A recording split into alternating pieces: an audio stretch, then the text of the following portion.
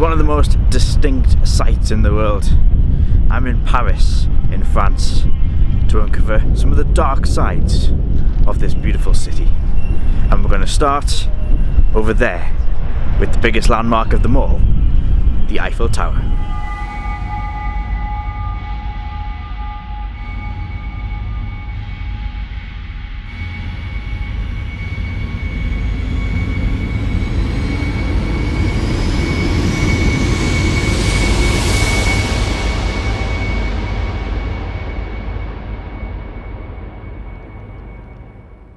The capital of France, Paris, is said to be the most romantic city break of them all. 23 million people checked into hotels in Paris last year alone, and the Louvre is said to be the most visited art museum in the world. The Eiffel Tower and the Arc de Triomphe are some of the city's most famous attractions, but these are modern additions, and much of Paris's dark legends go back much further in time. The first story starts at the Eiffel Tower. In 1925, an American fell in love with a French woman called Sophie after meeting her in the Jardin de Luxembourg. He proposed to her on the first level of the Eiffel Tower. But this is where the legend splits into two versions, depending on who tells the story. It has a different ending. When he pulled out the ring, she screamed, backing up on the edge of the tower where she tripped and fell to her death. The other version is that the man was so disappointed with his rejection that he pushed her out of frustration or in part of an argument. Legend has it, people still see a girl in 1920s clothing sitting on the railing out of the corner of their eyes.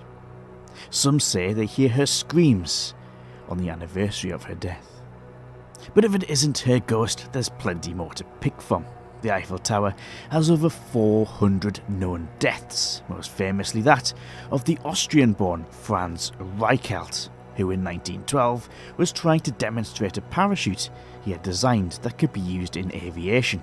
However, after jumping from the first platform of the tower, the device obviously didn't work, and he died on the frozen ground below. On the subject of the Jardin de Luxembourg, a young medical student by the name of Jean Romier was sitting under the evening sun when a strange man approached him. He was wearing a long black coat and proceeded to sit on the bench next to Jean. They chatted for a while, and Jean Romier and the mysterious man, who introduced himself as Alphonse Bourrier, discovered that they shared the same love of chamber music. The man mentioned that he had in fact organised a concert that very night at his apartment and would be honoured if Jean would rejoin him. It was a large apartment and richly furnished in old-fashioned style of furniture. A small group of friends sat awaiting the start of the concert when Jean and Bourrier arrived. Shortly after, the music began. As the evening wore on, Jean found himself immersed in the music and conversation. Only when the clock struck midnight did he finally say his goodbyes and left the apartment to walk home. Out on the street with a cigarette in his hand, Jean Romier reached into his empty pocket for a lighter. Realising he must have forgotten it inside the apartment, he turned round and began mounting the steps to the third floor and knocked on the apartment door. But there was no answer. He knocked again and began to shout. After a while, a neighbour who was awoken by the commotion and demanded to know what was going on. Jean told of what had taken place and how he had left his lighter in Bourrier's smoking room. The neighbour explained this was impossible. While it was indeed the right apartment, it's been empty since his death 15 years before. But Jean Romier is not the only person in the Jardin de Luxembourg who has been visited by a man in a black frock coat. There have been many other accounts of people who have been approached by the man Alphonse Bourrier, especially on a warm summer evening as the sun is about to set. This is Père Lachaise cemetery in one of the suburbs of Paris. You've got to make a visit here. There's so many stories and legends about this place and things caught on camera too. The cemetery is one of the world's best known cemeteries. It contains graves of famous people such as French President Chopin, Jim Morrison, Henry Salvador and Oscar Wilde, as well as many others who have had the good fortune to be buried among such interesting and creative corpses. In order to be buried here, you must have lived in Paris and have €15,000 to pay. That will get you onto the long waiting list. As well as being the most famous, it is also renowned for its hauntings. It is certainly one of the most notoriously haunted cemeteries in Europe, if not the world. There have been stories upon stories of people seeing spirits wandering through the rows of elaborate graves. Marcel Proust, another famous resident of Paris's enormous cemetery, is sometimes said to be seen searching for his lover's grave. Jim Morrison's ghost has been seen on numerous occasions. Although he was American, the Doors frontman moved to Paris later in his life and fell in love with the city. He is said to have taken many walks in the cemetery and found it a spiritual place, walking through its shade. Morrison was found dead in his apartment in 1971 and was laid to rest here. One fan visited the grave in the 1990s and had this photograph standing behind the headstone, but upon getting it developed, he noticed the late singer standing a few meters behind him, waving his hands in the air. It is unclear whether this photo has been faked, but in a time when the internet and Photoshop was not a big factor, I have yet to see the original photo containing Jim's pose that could have been used to be doctored in this image. 19th century French Prime Minister Adolphe Thiers is also said to haunt the cemetery. Those walking past his tomb often claim to feel a tug on their clothing, as if someone is trying to grab their attention. You should also visit the Communards Wall on the east side of the cemetery. It is on this exact spot that on May the 28th, 1871, 147 people of the Paris Commune were shot and thrown in an open trench at the foot of this wall. Strange shadows have been reported along this section of the cemetery at dark. The Parc Montsouris was created in the 19th century, but has numerous ghost stories and a legend attached to it. A lot of strange paranormal activity is reported in this park. Strange figures, shadowy figures at night, and disembodied voices when the park is seemingly empty. But where could they come from? Well, there's several possible explanations. The first is that this park, or this site, was where they used to practice executions, the guillotine. Now obviously we all know the French would chop their heads off their royals, but they couldn't just do that without training people. And it's said that on this site, before this was a park and it was an open land, they would practice the guillotine on prisoners, that it wouldn't matter if they disappeared or not. The second legend is that there was a murder in this park. Someone was robbed and their body left here. That was obviously a lot more recently, in the 1900s. But could their ghost be responsible for some of the sightings that have taken place in here? Another legend is that the man who created an artificial pond here was in fact a plumber, and an error caused all of the water to drain out overnight. This actually did happen, but one legend is that the man came back to the park and committed suicide due to the shame of what he had done.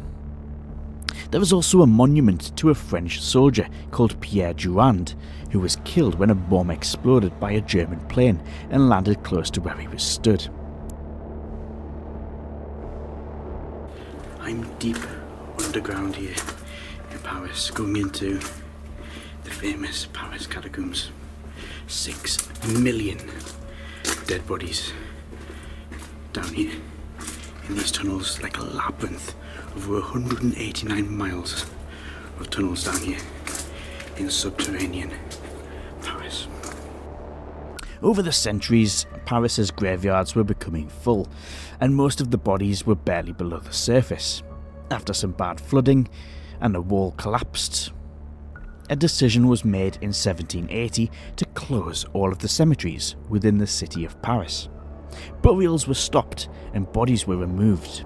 Paris already had tunnels below it from quarrying for limestone over the centuries, so a decision was made to fill the underground tunnels with the bones of the dead. Holy Innocents Cemetery was by far the largest and had over 600 years worth of burials. That's about 2 million bodies in it. Other cemeteries, such as the Madeleine Cemetery, which contains the bones from guillotine victims from the French Revolution, were next, and then the Notre Dame de Luxembourg Cemetery. In total, 6 million bodies were moved down into these catacombs and are currently in sections depending on which cemetery they came from.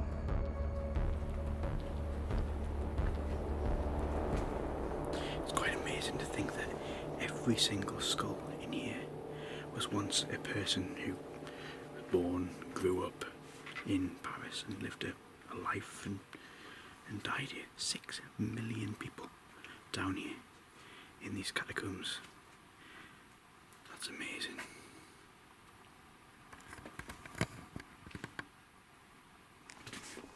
As you can see, it's just piled high of bones.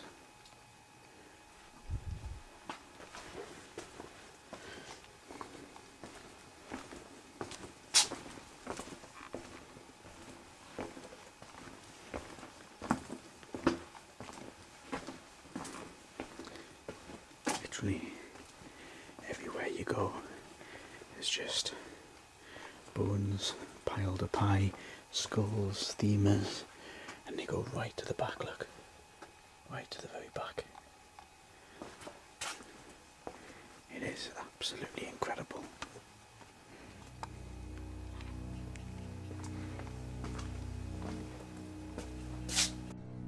There are many secret entrances into the underground catacombs that adventurers have been exploring.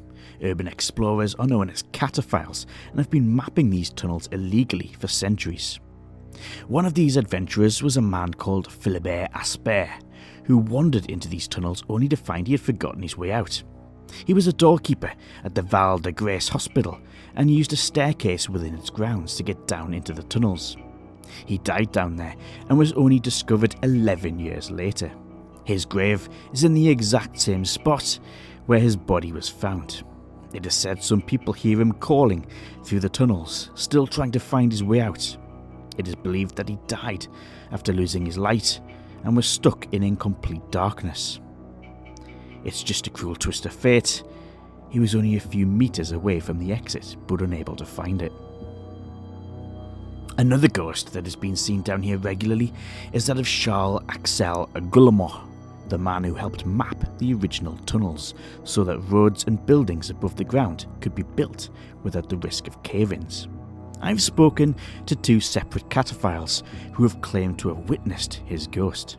The first was an incident in the early 2000s. A man we'll call Thomas fell and hurt his ankle, but looked up and saw a man pointing at the wall, which displayed a date and the letter G. This, of course, was the mark of Guillemot.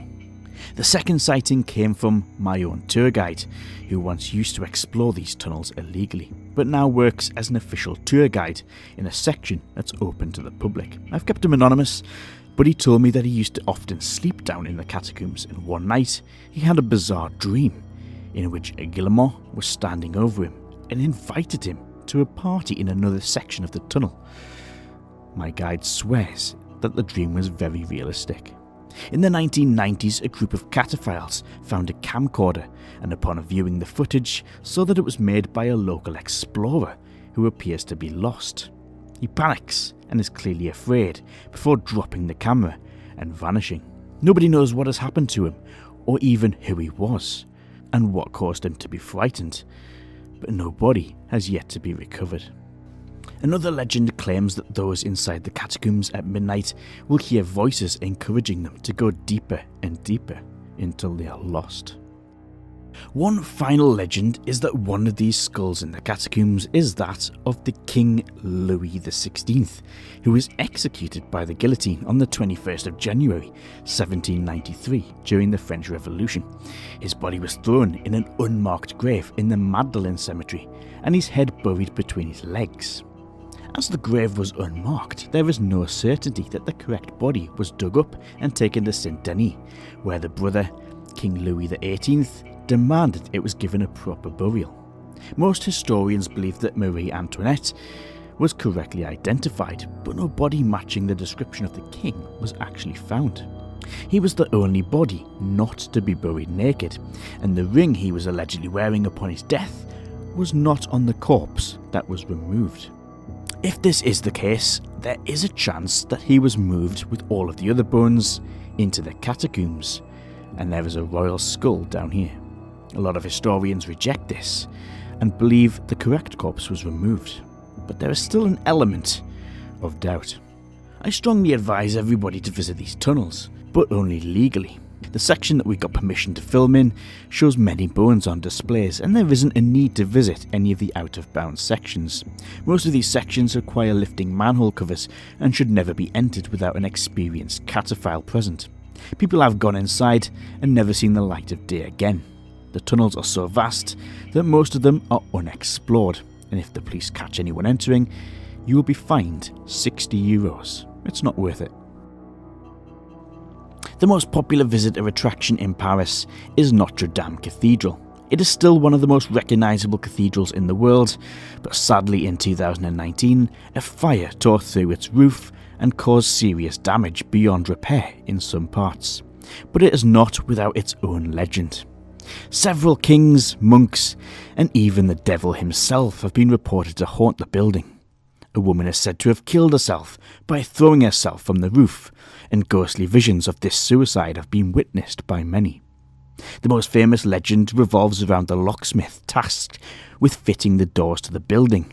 He was under enormous pressure from the Catholic Church, and so inquired the help of the devil to get the work done on time. A few days later, the locksmith was found dead inside the cathedral.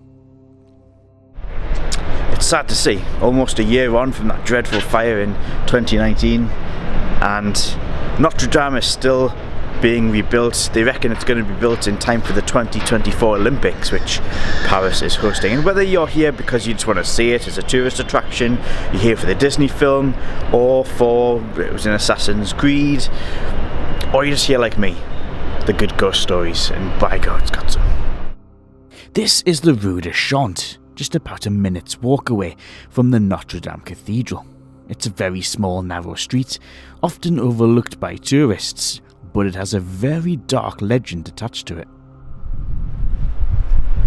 Just a stone's throw away from Notre Dame is this, the Rue du Chat, a very narrow little street that runs through these back alleys of Paris.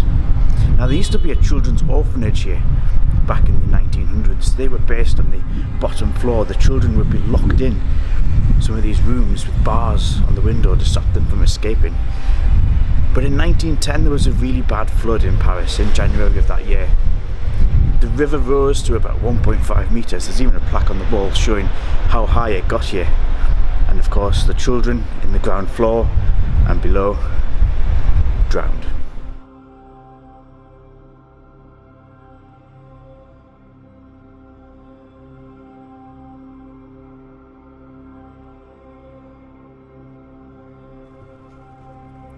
The Tuileries Garden is located just a stone's throw away from the Louvre, but has a ghostly legend attached to it.